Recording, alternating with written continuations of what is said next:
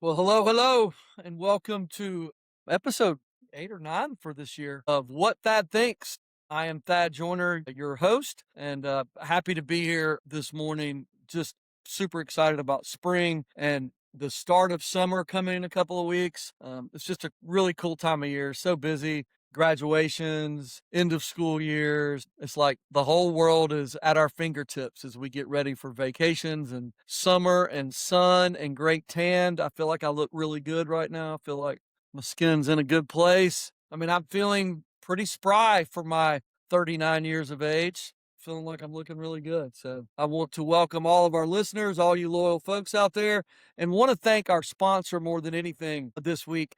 Better Beans Branding. It is a company obviously near and dear to my heart, but I want to just cut to the chase on Better Beans a little bit. When you are looking for real increases in sales, real increases in value of your business at point of sale or value in multiple that people pay or any of those things, you need to understand if you want to build your sales, you need to build your brand.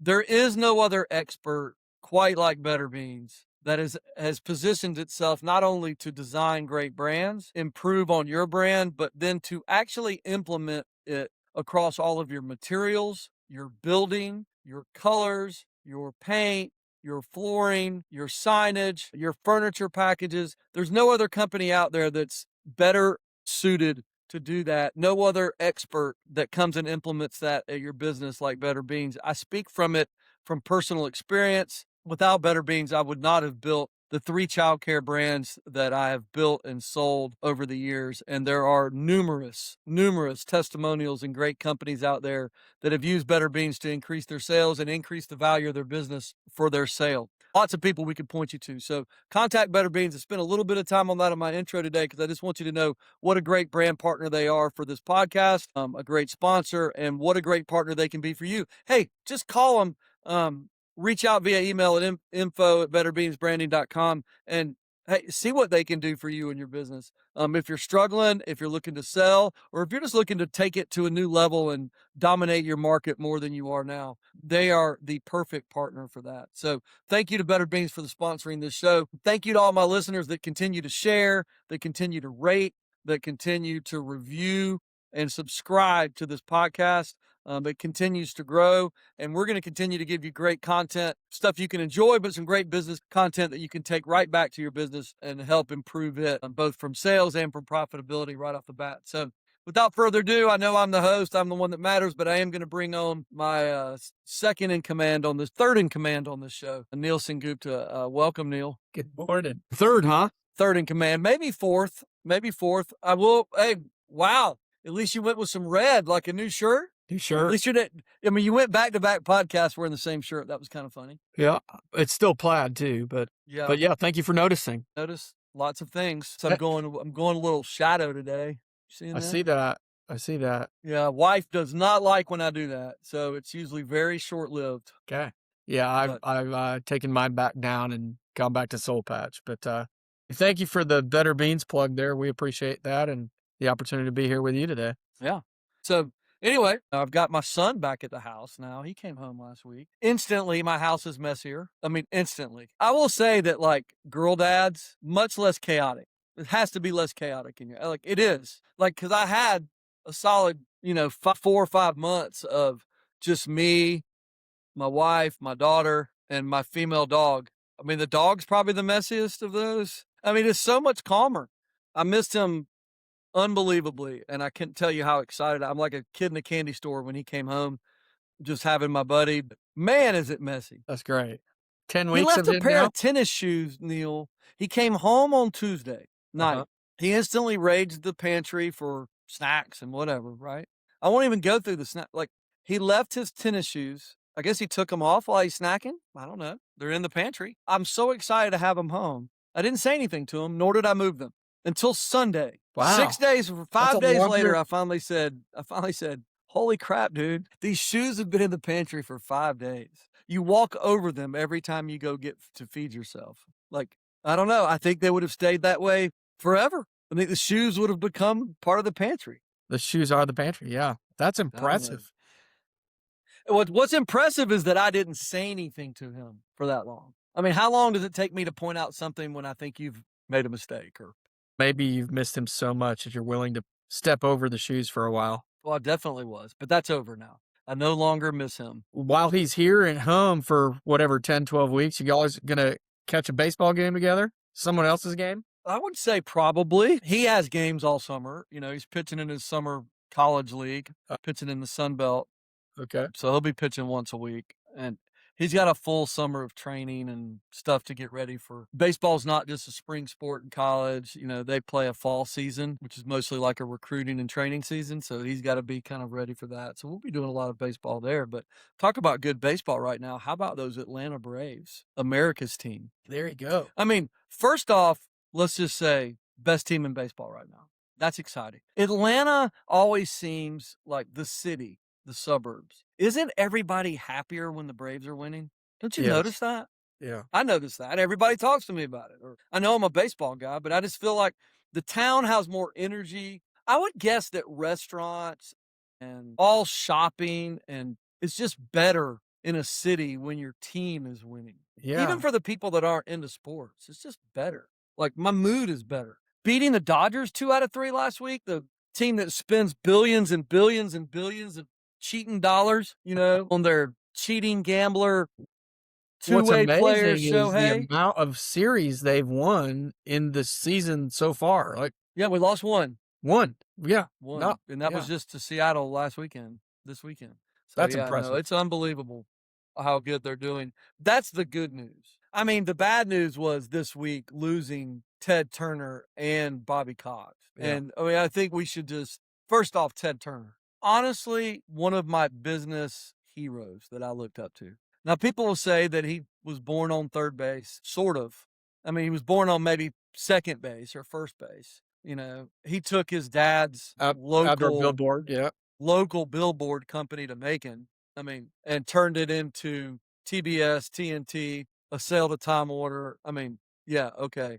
He was born with a little and created much, It's right? I impressive. mean, and was just a rebel and just absolutely went after it. I did a whole research paper on Ted Turner and his business stuff in college, and just a really impressive was until recently, like really recently, like this year or maybe last year, he was the largest landowner in the United States. And how about owning all the bison, enough bison in Buffalo that he got that herd back healthy that basically was able to found Ted's Montana Grill and basically was his own Provider. food source provider. Underrated I don't know restaurant that this is an too. exaggeration, but I don't know that the bison population before Ted was not moving towards extinct, if not very minimal, right?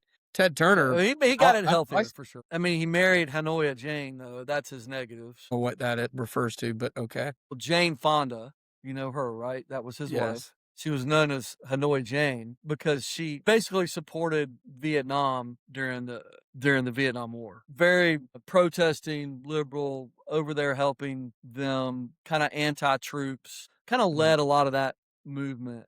People like my father who served in Vietnam or other grandparents of mine or parents of mine that served during those wars are not big fans of Jane Fonda. Of Jane Fonda. Got it.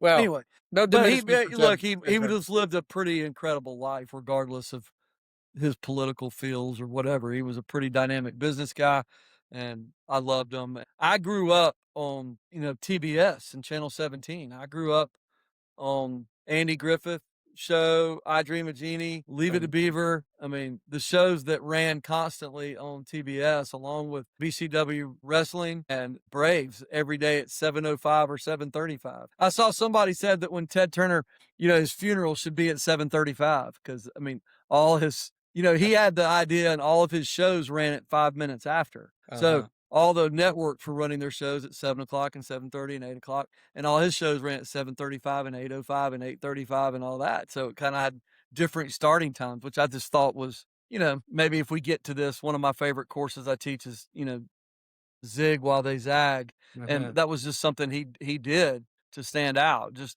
we could talk about Ted Turner for a while, but love the guy and some of his ideas and what he did. And even sadder was just what 3 days later, his coach, Bobby Cox, passed away. World Series champion. Not only a World Series champ, but like 15-time division winner or something. I mean, I know he's top 3 in wins or something crazy upon modern guys. Maybe what's more impressive is that every single Hall of Famer lines up and says that everybody loved playing for Bobby Cox. I mean, Chipper Jones posted a tweet this week that he was having such a hard time because Bobby Cox was his second father. Jeff Francoeur, who I need to try to get him on the podcast because I got to spend some time with him during spring break. Jeff Francoeur, current broadcaster, I think 12-year big leaguer. He tells the story about being like a 22-year-old, made the big league club for the first time at spring training and had the opportunity to go play golf with Tiger Woods somewhere. And he had never met Tiger or whatever. He came in and Bobby said, well, you need to meet Tiger Woods. But they had a game during that time, during spring training. And he goes, what I need you to do is during the first at bat today, I need you to run to first base. And after you go through first base, I need you to like reach down and kind of feel your ankle and we'll get you out of here. And so he hits a ground ball, shortstop, runs through first base, goes down and feels his ankle. Bobby Cox comes out of the dugout and is like, looks at it, checks it out, tells him to get out of the game. And Jeff Francoeur goes straight to the locker room, throws on his golf clothes, gets on the private jet, goes and gets to play golf with Tiger Woods that day. But, Bobby was a player's manager, just a guy that was there for people and understood the grind. I mean, he was a professional player. He was a professional manager. He was a GM at one point in time. So just when people line up, both Bobby and let's just talk about Bobby Cox. And we'll really talk about someone's legacy. When you have a legacy of people saying that you were like a second father to me, that's the way you led me. What a strong, strong, strong way to go. The mark you left on people when they talk about you were another father. That'd be great for someone to say about you when you're gone. So he also got kicked out of more games than anybody ever in the history of baseball, and I love that. He had his players' backs. No one got booted out of more games. I'm just really excited. I love the guy. I love hearing his stories. Loved being a Braves fan through the Bobby Cox era, and hate to see them go. And love that the Braves are in first place. I didn't think we were going to talk about the Braves that long, so sorry that I did. But lots to talk about with the Braves right now. No. And that was think about the level of how much more interesting that was than one of the topics that you wanted us to talk about today. Fair enough. We'll leave it alone. Well, look, we're on a maybe. We've talked a little bit about sad news, but yeah, celebrating the Braves. Here's some more sad news. Spirit Airlines folding, serving the niche that they served and the market that they served it's pretty impressive to see how big of a fail this is, and love to hear your take on it for sure. There's so many different things going on with what could happen next for low price airlines, including Spirit. How many questions are you going to ask in this one question? You wanted my thoughts on Spirit. Now you want my thoughts on other airlines. Can you save some questions? Sure, to the end? Well, I hate when any company goes out of business unless they're my competitor. Do you think Delta is dancing in the streets or they're probably dancing in the streets. That's the way I would be if my competitor went out of business. I'm thinking, okay, they lost 17,000 employees. Sweet. Let's go get their best 170. Yeah.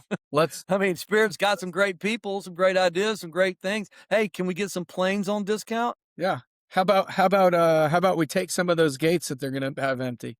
Yeah, how about we raise our prices 20%? If I'm their competitor, I'm thinking, hell yeah. And maybe this is what all of y'all on this for business wise. Do you have an action plan together when businesses in your area are going or are headed out? I know in childcare, we immediately, when we heard of childcare, when we would get a notch on our gun and put someone out of business, this was our action plan. We were calling someone to find out all the teachers that were there that we could recruit. We're immediately doing promotions to get those customers in for free. Like we would give them a week free, give them 2 weeks free, whatever, do tours, give away, whatever we could do to get all the customers and all the teachers over to our business. You have to take advantage of that. We would also incentivize the directors and owners that are there, like working until they go out of business. We would incentivize them for sending to us. We would send lunch to their staff. We would immediately put together an action plan of what we were going to do. Don't you think Delta and American and United are doing something like that? They should be. They should be. Yeah. But let's talk about Spirit. Oh, or let's talk about this. I've read quite a few articles on this, but there's a reason that discount air carriers have had problems for 50 years. If you think about a lot of things we buy, the discounters are the biggest and best, right? So Amazon and Walmart, discounters. Agreed? Sure. I didn't think about Amazon that way at all, but okay. Where's the cheapest place you can buy something? Walmart, Dollar Tree. I mean, all these companies are huge retailers, some of the biggest in the world, right? And they're discounters. Why can't discounters make it in air travel? Why don't I just summarize it real quick for us? It's just government intervention. It's government intervention? Government intervention, yeah. I mean, if I'm flying Atlanta to New Orleans, an hour flight, right? 1 hour flight, 45-minute flight. Why do we need seats at all? I mean, just hold on. I mean, just have it like the buses. Hold on. Way to go to the extreme. I mean, like, look, I want to fly to New Orleans for $20. Okay, well, let's put 500 people on an airplane that only usually takes 140, right? With Right? Amtrak, Why not? Why not, Neil? it's probably not, the equipment's probably not rated as safe for that volume. That's not true at all. I don't know. I just told you that's not true at all. But I think the customer wants seats. But I think you're right. Government intervention. What are you talking about? If I want reason- seats, I fly on Delta. If I want to stand up in the plane, I fly Spirit. What are you talking about? I mean, that's what I'm saying is like, okay, you should be able to do whatever you want to do. It's up to the customer to decide. If the customer wants a seat, then pay for a seat. If you want to stand up and fly for $25 and let the carrier do that, why is the government involved? Yeah, well, look, in Spirit's case, the government decided against a merger that was going to save their company and create Let's go into why they're having trouble first. I don't need to get to, you're going to a part two. You're not solving part one. Part one is we have had discount. That wasn't going to, I mean, that was going to save Spirit now. You're talking about something to save it now. Why is it in trouble to start with? I don't want government intervention. So what I'm saying is that let's think about some of these things. Let's say we have all these maintenance checks, right? And the government requires this many maintenance checks before every flight, correct? Yes, truth. Should they? Yes. Why? Because it'd be Is that guaranteed in the Constitution that the government provides airplane safety for the world? No. Yeah, I don't think so. I think that's I mean, you can make the argument whatever, but like, why couldn't that be a differentiator for United? That United has the safest safety checks around. You've taken the business's ability to separate itself on safety because you've made it a government regulation, so that Spirit has to compete, has to provide the same service, the same safety as Delta at half the price. Yeah, no chance. No chance. But let's admit the government doesn't make us do the maximum. It's always Oh, come on. We can't agree to that. I can't agree with that at all. So you're saying you don't ever, okay, hold on. You're saying that you don't ever get frustrated with a building department trying to get a permit because they're asking for some of the stupidest crap on the face of the earth. Yes. So you're making stuff, you just made up a thought just then. Government never makes it easy. In fact, most of the time a government regulation's in there because some lobbying group wants you to do it so that they can make a little bit of extra money checking your backflow preventer. Holy crap. Who gives a two craps about backflow preventers? And if you want to prevent backflow, then do it yourself. You shouldn't need the government to tell you about backflow. You're not going to hear me disagree there. I know, because it's true. And so if you can imagine what they do at the building department, just imagine how thick the regulations are on an airplane. Now, do I love that air travel is super safe? I love that it's super safe. But I do think if I owned an airline company and you owned an airline company and Amy owned an airline company, I would want to be able to compete on whatever I wanted to compete for. If you were really safe, right, and Amy is the one that had the best service and employees, and she paid all of her people amazingly, maybe I decide that I'm going to come in and I'm going to compete on price, and I'm just going to figure out how to safely put as many people on a plane as possible and fly for a third of the price they have to fly with y'all. So that I become an option when either money and comfort don't matter, right? When comfort doesn't matter all that much. It's an hour flight. I can stand for an hour. I don't need a bottle of water. I can fill my own damn bottle of water before I get on the plane. I don't need a Biscoff, right? That's what I need. I think government getting involved is why these businesses go out of business. And then, as you said, we had something that we're going to bail them out. Congress stood against it. So, hey, that's a problem. But yeah, I do think less government involvement equals more business success. I think that goes, and that's what capitalism should look like. It's not the government's job to keep us safe. I mean, I really think it's a business owner's job to decide what they're gonna do, and then it's the customers. I mean, we're intelligent enough to know. Okay, if I asked you real quick, because 'cause we're a branding company anyway, but, like, I know you're gonna mess this up because 'cause you're not gonna think, but, like, what's the safest car to drive? A Volvo. Yeah, that's what we think of immediately, right? They position themselves like that in the thing. They do more safety checks, more everything, Mhm. right? What's the least safe car you can remember in history? Yugo. Yeah, the Yugo screw yourself. Yeah, exactly. We all know them. The Ford Yes. Pinto, the Oh, Yugo. boom. Yeah, I mean, we remember all these things because, hey, if you wanted to buy a $3,000 car, get a Yugo. If you want the safest car that your family can be in, get a Volvo station wagon. Yeah, it's 20 grand, right? There's a place for everybody in the market, right? And so by this definition, the government has chosen for the customer the elimination of that place. That's not Yep. right. I see your point. Yep. Good. I mean, I tell you, I can't go anywhere without people talking about gas prices right now. That's an issue. Up about a buck, up 70, 80 cents, Mhm. a gallon in the last 6 weeks, let's Yeah. say. Well, What's your it's it thoughts?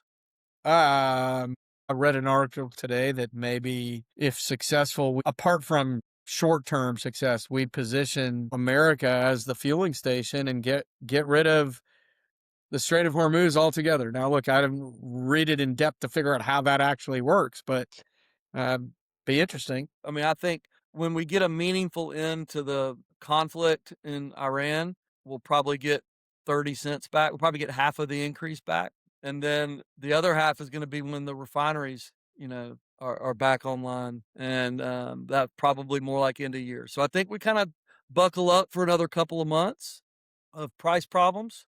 And then look towards the end of the year and getting some relief around Christmas for um, the new year and kind of renewed hope of where it goes. But I think, we got to get the refineries back working. Dude. That's the real problem on the West Coast, other than their crazy gas taxes. Thank God for some GOP governors that have gotten rid of state taxes on gas for, It's periods of bonkers. time. California's got $6 gas right now.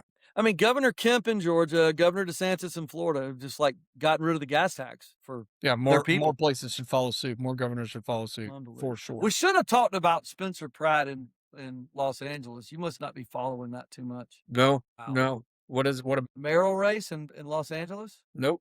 Don't know anything about it. Who is I don't Spencer know. Pratt? Well, he was a reality star on The OC, maybe. He's married to Heidi Montag. Yeah, names all ring a bell here. She's a actress, model, something. Mhm. And he was a reality star. They lost their house in the LA fires. I got it. They're No, living in an Airstream trailer right now. Yep. Still. Yep. And now he decided to run for mayor. And he absolutely crushed the debate last week. I think he may win mayor of Los Angeles. You got to look up his ads. He's doing like some AI ads that are unbelievably good. Like he has turned it over. He's turned it, and he's a Democrat or was. Yeah, he's up to 33%. He's gaining on Karen Bass. I mean, it was busted her line in like real time. I tell you what, that's cool with debates now. Is like you can fact check people like in real time while they're debating. Like we Mhm. don't have to count on who's true, and what's not. I Sure. mean, one of the funny ones was she claimed that the reason that the fire spread so bad and was uncontrollable. And mind you, she took vacation during this, right? During the LA fires. She had already emptied the reservoirs. There was no water to put out the wildfires and all that. But she said the reason that it spread was that there were 100-mile-an-hour winds. And she'd been spreading that for months. And he just like, you need to Google it. We have 8 weather stations in and around here, and the strongest wind that day was 27 miles an hour. And she was like, well, the planes didn't fly. He goes, it doesn't matter. The strongest winds were 27 miles an hour. And he goes, Google it. And like, everybody in the crowd, Google it. They all Google it. They find out. I mean, she completely botched this, along with the fire chief she put in place. That fire chief absolutely was a boondoggle. Anyway, he is awesome from a non-political standpoint. He's a Democrat. He just says he's not a socialist, and I'm for local politics. I'm doing whatever's good for LA. So I don't really care if it's conservative or a Democrat. I don't really care. All I really care is it good for Los Angeles. He's actually crushing it. Crushing Hmm. it. You need to go look at it. Well, I'll do it. You missed every good current event in the world. I mean, the current events that you talked about before we got on there compared to the compelling stuff I bring to the table. Maybe I need to give you the intro and I'll take over the compelling stuff. Well, I mean, I've been demoted. I'm the third now on the show. You may go to fourth. I mean, in years past, you were really good at this part. Maybe as your kids are kind of getting to the age where you're like too busy to like really look at the news. I don't look at the news. I look for the news. That's part of it. Yeah. Yeah, maybe you should watch for enjoyment, keep up with the world. Yeah, that you wouldn't be happy with which channel I watch. I don't know. I don't care. It doesn't matter what channel you watch. At least they'll be talking about compelling stuff. Sure. You should do like me and use different channels, follow different types of people on X. You know what I mean? So that you can read different sides of the story every week. I read different sides of the story. I still tend to stay on the same damn side of a story, but I do read both sides. Yeah. Okay. Anyway, I guess we should probably skip some of our last topics and move on to, I mean, we've been going for 40 minutes now. Hey, well, look, just Man, you're long-winded. one reaction to one topic. Kentucky Derby. How do I give you one reaction to like maybe my favorite sporting event, second favorite sporting event in the world? What do you say? Golden Tempo, the largest comeback ever. It was an unbelievable race. 15 of 17 horse participants were direct descendants of Secretariat. Unbelievable. The first female trainer to ever win the Kentucky Derby. Wow. Kentucky Derby pulling out of the Preakness. I get it. If he has a bad showing at the Preakness, then maybe he doesn't get as much in stud fees. I freaking love horse racing. I freaking love it. I love it. And I love going to the Derby. And if you haven't been, figure out a way to go, sit in the infield, drive in for the night, whatever it may be, or do the full meal deal in a box. Do the Derby before you die. Neel, you would love the Derby. Haven't you gone with me yet? You want to go next year? We'll plan it. You want to go next year? I do. Of course I do. What do you mean we'll plan it? Like, do you know how to plan it?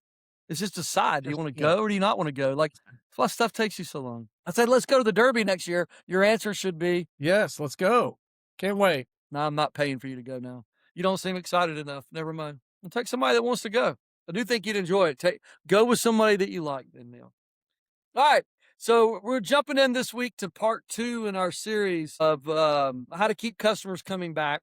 We did part 1 last episode, which may or may not have been 3 weeks ago.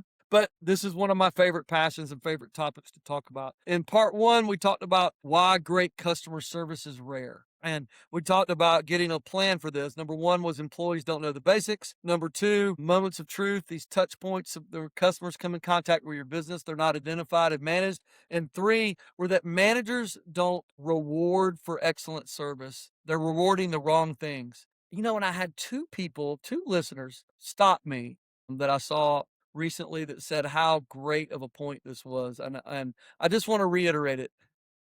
We don't reward great service, meaning we're paying people backwards. We pay the cook more than the waitress. We pay the cook more than the host. We're paying the person that stocks the grocery shelves more than we pack the bagger who talks to the customer for 5 minutes walk into the car. The one that is building the relationship, that is the company to the customer. That is who should be getting rewarded for great service and for creating customers and making customers come back. Those are what we should be rewarding. We talked about that a lot in last week's part 1 of this series. So part 2 I wanted to get to was the number 1 business skill in the world, beyond a shadow of a doubt, is creating customers and keeping them for your life of your company. Anybody that learns the skill of how to create customers, how to go get them, and how to make them yours forever, that person is the one that you build your company on over and over and over again. So I want to talk this week is 5 ways to keep your customers coming back. The first one to keep them coming back is to be reliable. And I go to an extreme with when I say something that's reliable. What do you think of when I say reliable, Neel? Just thoughts. Do what you say you're going to do. Yeah, exactly.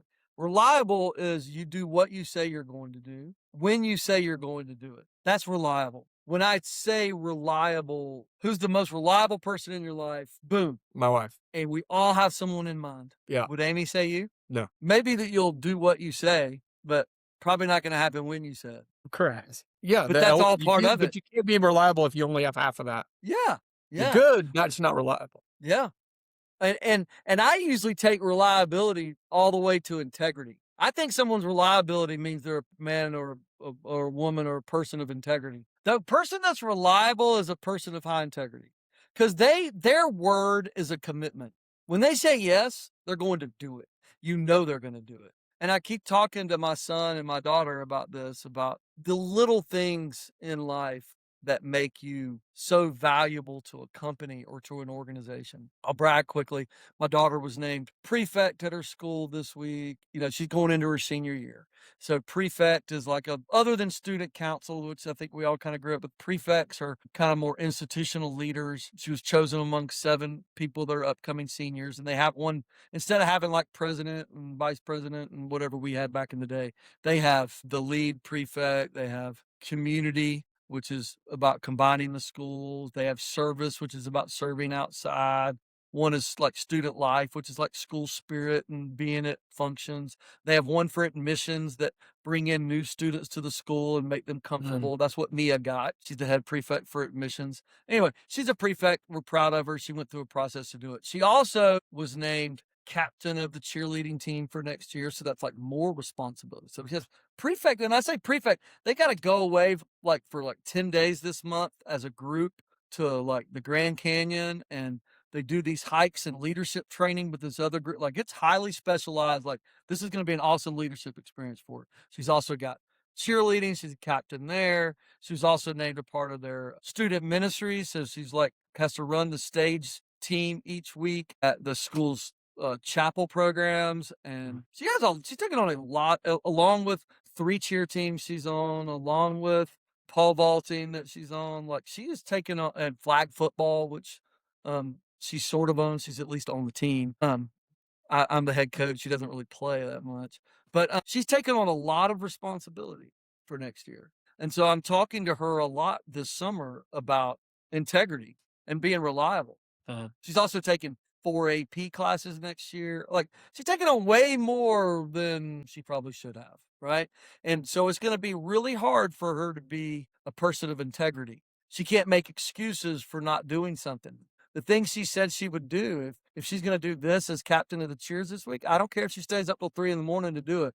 She needs to do what she said she was going to do when she says she would do it. She needs to be reliable. She needs to use her resources. She needs to ask for help. She needs to be digging into people, but she has to kill herself, basically. I'm saying that in the wrong terms. She needs to push herself to the max to be reliable, because these are the easy things in life. Just do what you say you're going to do when you say you're going to do it, and do it to the best of your ability. It's really all customers want. I mean, we're all mad when a customer just doesn't do what they say they're going to do, right? When they can't be relied upon. When I say, a customer a business that you can rely upon, if you want your restaurant customer to keep coming back, then your hot food better be hot, your cold food better be cold. You better be reliable. Do what you said. If you said food will be out in a minute, food's out in 60 seconds. A minute doesn't mean 7. I went to a drive-thru this week in a small town traveling to go see my mom for Mother's Day. And I stopped at a chicken place and they did the old drive-thru. Can you pull into that parking space? Most aggravating thing in restaurant business. Anyway, so I pull into the parking space so that their timer says they were quicker than they were. The whole reason they're pulling you forward is so that their timer shows that they had quicker drive-through time than they really do. I mean, that's why you're pulling up into a parking spot. All right. If I wanted to go to a parking spot, I'd go to like a car hop place or something. Anyway, but they go, hey, your food will be 5 minutes, and pulled me up in this parking spot. 17 minutes later, I get my food. Oh my goodness. We'll never go there again. No. They're not reliable. They can't be counted on, right? You want to know that the biscuit tastes like the biscuit always tastes. That's reliability. So consistency of product, consistency of service. Do what you say when you say it. It's reliable. You want to keep customers coming back, be reliable. If I told you, hey, who's the most reliable person at work, at your job? Boom, someone came into mind. Instantly. Right? Yeah. Yep. If I said, who's your most reliable vendor? Boom, someone came to mind. Right? Yep. Those are the guys that vendor's never going to lose you as a customer because you're the most reliable. So if you want me to ask you, like, hey, Neel, you talked to me about some sales strategies and some things to be increasing sales. Hey, how reliable are you? You want customers to keep coming back? Do what you say. Do when you said you did it, get it done. So anyway, the second one, be credible. Be credible. Comes down to being honest. You need to be perceived as the most honest person in the business. Are you making excuses Are you defensive? Do customers have to bring up mistakes, or are you admitting mistakes to customers before they would, and even if they would never find out, do you tell them? I find a lot of times companies make mistakes that I've worked with, and they kind of just hope the customer didn't see it. That's not credible. You can't be counted on. It's gotten a million childcare companies in trouble, right? A 3-year-old bumps his head on the wall, cries for a minute, no big deal, right? Happens all the time at the house. If it was your kid, you probably wouldn't even think it was a big deal, whatever. You don't even want to bother the parent. They just may freak out for no reason, so you don't tell them. They go home, they feel their son's head, they feel the bump. What's this bump? Where'd you get this bump? I got it at school, I cried, I had to go up to the front desk. Whoa, parent pulls their kid all over a bump on the head. Just call, be credible, be honest, admit your mistakes. And secondly, this is what gets some people in trouble, gets my son in trouble at home. They make excuses when they get confronted with stuff. These people aren't credible to me. When have you ever been defensive in life when a customer was mad at you, right? When have you ever been defensive and the customer goes, oh yeah, you're right. You're right. I didn't say no mayonnaise. You just reminded me. Thank you. I was wrong. You're right, Mr. Business Owner. Does that ever happen? When you're making your excuses like, hey, we were short-staffed today, blah, blah, blah, blah, blah, blah, blah, blah. Did they go, oh man, I'm so sorry you were short-staffed? I'll do better next time. I won't complain next time. Yeah. That's not credible. You're not being credible. If you want to keep customers back, number one, be reliable. Do what you say when you say it. Number two, be credible. Always be honest. Get out in front of problems. Admit mistakes. Don't be defensive. That's how you build credibility. And the third one on that credibility part is never hide anything. It's over when you get busted hiding something. Like Richard Nixon over. Don't hide.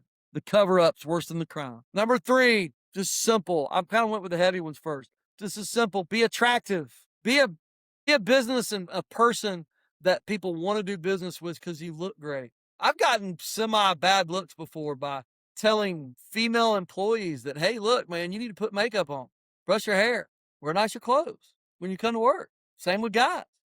Shave. You look bad. Don't come like that. I get in trouble.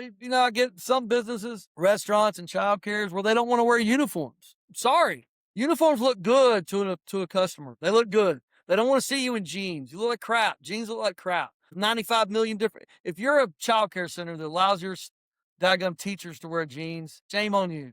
That's all I'm saying. You just giving in where you don't need to give in. Doesn't matter. There's 95 different types of jeans. Tight jeans, loose jeans, faded jeans, holy jeans, stringy jeans, jeans with a belt, jeans without a belt. Come on, man. Get a grip. Be attractive. Have a pant that looks good. I'm kind of tired of not wearing ties to church either. I think I'm going to start wearing my tie to church again. I showed up my first Sunday at our new church, whatever, a few years ago after COVID in a tie, and I was so far out of place. And I did it for like a month. And my wife finally said, dude, why you got to stop wearing coat and tie to church. I'm like, I don't know, man. I just think you should wear look your best. I tell you what, when I show up to church in a suit and tie, don't you think that pastor thinks I mean business? Yes. Yeah. Well, you certainly stand out, right? It's attractive. Yeah. Looks good, right? You want to keep customers back, you need to be attractive. That's not only uniforms and appearances, but you should be perfectly clean in every area, even areas you don't think customers look at. I can guarantee you, when I walk into a restaurant, I'm looking at your air vents. I'm looking to see if all your light bulbs work. I do it every time. If there's a cabinet in the bathroom, I open it up and look at it. If there's a janitorial closet, I crack it open and look in there. I promise you I do that, because those businesses that have those areas perfectly clean are keeping my food clean and safe. The child care center that cleans all those things absolutely are changing diapers properly. A branding company that has a perfectly clean office and protects their brand in the office is going to do a great job on a brand for their customer. This goes everywhere. Something matters to everybody. If you want to keep customers coming back, make everything attractive. And also blow people away somewhere. Be famous for something. You remember when we opened up our Bojangles down in St. Augustine, Neel, and we just looking for things to make to be differentiators, and we decided to spend like $100,000 on our bathrooms. Best bathroom. We're a fast food restaurant, tiny little 3-stall bathrooms that we made amazing. We put TVs in the mirrors. We had TVs in some of the stalls above the urinals. We had wall-to-wall tile, beautiful wood partitions. Put in the female and men's restroom, we had lotions and colognes and brushes and things. country club amenities in a QSR. Yep, country club amenities in a place, and it's a differentiator. It made us attractive. How is your company doing something, not only the basics to be attractive, but how are you doing something a little special to be unique and attractive? Keep customers coming back, show they're important, right? So we've already said you want to keep customers coming back. We got 5 ways. I'm on number 3. We got number 1, be reliable. Number 2, be credible. Number 3, be attractive. Number 4, be responsive. Oh my gosh. Today's day and age needs responsive more than anything. I mean, it blows my mind how long it takes, even some young people in companies that I'm a part of, how long it takes them to respond to an email. I mean, I have countless companies and employees and people I'm responsible for, and I respond to emails all day long, every day, and nobody goes a day without being responded to. Ever. Even if I just have to say, oh my God, I don't know the answer, I'll get back to you tomorrow. I don't think I'm too important for that. I can't believe a company that customers are the blood that pumps through their veins, that pays for everything they do, is their lifeblood, and they don't respond to a customer immediately. I will respond to a customer quicker than my wife. I will respond to a customer quicker than an employee. Responsive is a non-negotiable in my companies. You should be quick, you should respond, and you should get credit for being that responsive. If you remember, and it's the same number today, and I still get calls.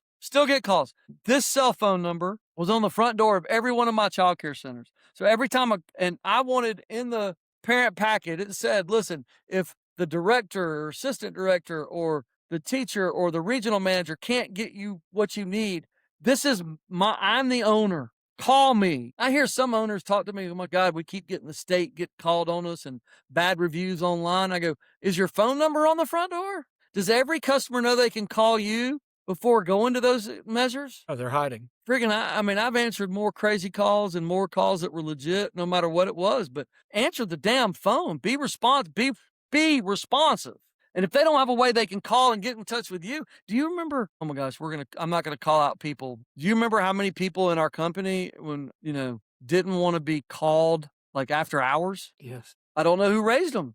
I don't know what they taught them in college. You're certainly not going to get rich and successful by just like not being responsive. That's not happening. Got to be available. Got to be ready. It's not possible. It's not possible. You think Elon Musk is only like available like 9 to 3 every day? That's not possible. It's not possible. But I don't think our kids have been taught this in school. Last one. So we already said, be reliable, be credible, be attractive, be responsive. The last thing is be empathetic. I say this last because I don't know that I believe in empathy. I'm kidding. That was sort of a joke. You can smile, laugh, whatever. How would you describe empathy, Neel? Walking in others' shoes. Yeah, perfect. You said it exactly the way I would say it. The easiest way to say it is you put yourself in someone else's shoes. And do all of you listening put yourself in your customer's shoes daily? Not just for problems, but for good too. Like, are you walking in their shoe, seeing how it is to deal with you, to deal with your company, to deal with your sales process, to deal with your operations week to week, to deal with your emails or your level of communication or your level of wait or your wait times or your response times? How often are you really putting yourself in the customer's shoes? How often are you secret shopping your company? Those of you that aren't secret shopping your company or having someone do it or paying for a recording service, how y'all handle calls or how you handle the sales process or getting someone's opinions on your emails and all that kind of crap. That's empathy. Asking yourself, how would the customer feel? Are you filtering your decisions through the customer? And you going, man, how would I feel if they told me I wasn't getting any money back on this? Or how would I feel if I was being told they'd be 2 weeks late? Or the other way around, how would I feel if I delivered 2 weeks early and under budget? Because that could trigger you going, hey, I need a testimony. I need you to tell everybody how amazing. You know what I mean? So be empathetic, walk in their shoes, and be intentional about walking in your customers' shoes more often, every month, on a regular basis, however it may be. Don't be the company. I mean, it's not like I'm telling you stuff and these 5 ways to keep customers coming back, which I already told you, right? There's nothing I said there that's rocket science. But quit being the company that has to be reminded to go back to the basics. These are basic. These are basic. You should be reading these every day. You should be doing them and putting things in practice so that you know that you do these things all the time. Yes, everybody? Neel, you speak for everybody. Love it. Don't be that. So next week, I'll recap those 5, right? Those 5 ways. Remember, 5 ways to keep customers coming back. be reliable, be credible, be attractive, be responsive, and be empathetic, right? Got them? Last week we talked about part one. This week we talked about 5 ways to keep it coming back. Next week, I'm going to dig into these a little bit more. They kind of go into here, but I'm going to talk about, I'm making it a part 3. So next week, I'm going to talk about how to handle customer complaints and how to handle customers when you know they're going to be disappointed. And I'm going to give y'all some tricks and tips. So, every week you can bookmark different parts of this and use this podcast as a training for your employees. Don't say, hey, go listen to What That Thinks and make them listen to the full hour and 10 of me and Neel making fun of each other. Like, you can pull out these 10 or 15 minutes and give these to your directors, give these to your management team, give this to your employees, and let them train. Hey, I need you to listen to this for 10 minutes and give me a 1-paragraph summary. I guess AI could do that for you, but like, make them start listening and getting some good information. You can use it. Next week, I'm telling you, you're going to want your managers or your directors to listen to next week to get some good practice, some practical things they can take to handling customer complaints or handling a customer when you know they're going to be disappointed. Next week's going to be really big, nuts and bolts we're talking, that you're going to be able to get for people instead of the macro stuff. So anyways, thank you, Neel. Appreciate you joining this week. What great topics that you brought to the table this week. Real proud of those. But try again next week. Great shirt. Great shirt. Love you. Appreciate you. And yeah, see you later. Bye-bye. Enjoy What That Thinks. Yeah, man. So it's time, like the great UFC fight they had this week. It's time for What That Thinks. New edition today, not the band. So this is Piper's choice. She has given me a coffee mug, a Better Beans coffee mug. And I will go ahead and tell you, the first 3 people to email Neel or Piper, Neel at betterbeansbranding.com or Piper at betterbeansbranding.com. The first 3 people to email, we will send you a mug this week, a Better Beans mug. But I have a Better Beans mug. It is National Small Business Month. And in honor of that, we're going to be answering some questions. I have not looked at any of these. I do not know anything about what she's going to ask me. They can be funny. They can be serious.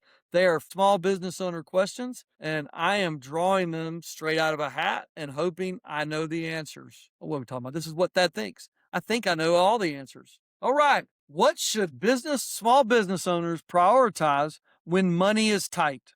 Easy. Customers. So I love this. I love this. This is why you should have a great mission, but great core values.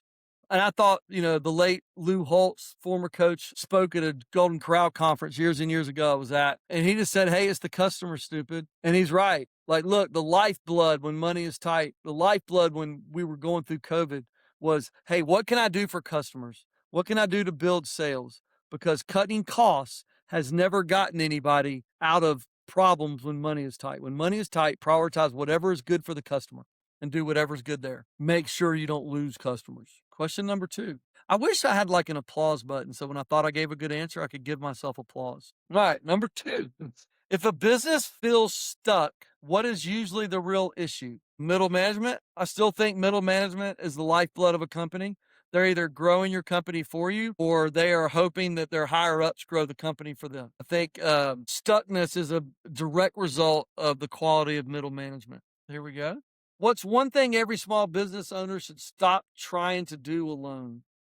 Stop trying to do alone. Well, I think most small business owners do too much anyway, if that makes sense. I don't know if that's a good answer. I really think they should be delegating more and doing less. But if we wanted to come up with something I know small business owners do that they probably should just have someone else do, they need to find someone they really trust to do their finances. Even though they should still spend a lot of time in it, be hands-on, they need to make sure that someone is handling their day-to-day bookkeeping and they, with some oversight.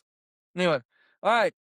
What's the biggest reason small businesses fail, even with a great product? No finances for a long runway. So they need to understand that successful businesses lose money for years and years. If they're growing and trying to grow, they're going to lose money. So a lot of companies run out of capital with great products. They run out of capital and don't get to the end of the runway. So business owners should have access to lots of capital, even if they don't have to put it in play right now, but they need to have access and a plan to continue to capital raise. I mean, Amazon would have lasted 6 months if they didn't have long enough capital to kind of get through all their growing pains. They have access to capital. What are owners worrying about that they shouldn't be? They're worried about whether they should fire a strong employee that gets on everybody's nerves and they don't like to talk to, they should not be worried about getting rid of that person. Is typically small business owners, they always have like an employee that drives them crazy that they think is super important to their business, but they don't want to be around them. It usually means they should fire that employee, get rid of that employee. It's going to have a positive impact on your company long term. That's what Thad thinks about those questions. If I tell you what Thad thinks about small business owners, you rock. Anyway, that was what Thad thinks. Conclude. Hey, remember, you want to increase your sales, reach out to some great people that'll tell you about how to do it. It's Better Beans Branding. You'd be surprised what all they can help you with. Free consultations, free site visits. They do an amazing job. So give them a call, info@betterbeansbranding.com. We can even hook you up with a lot of customers that are satisfied that have been, that can help you with your growth. Private equity, you need to be reaching out. Better Beans is your number one tool for acquisitions and being able to come in and be an acquisitions partner to help you during the transition period. But thanks to each of you. Thanks to our loyal listeners. We look forward to seeing you back in a couple of weeks, and look out for a not good behavior, but bad behavior coming to you next Tuesday. Thank you so much. That's it this week.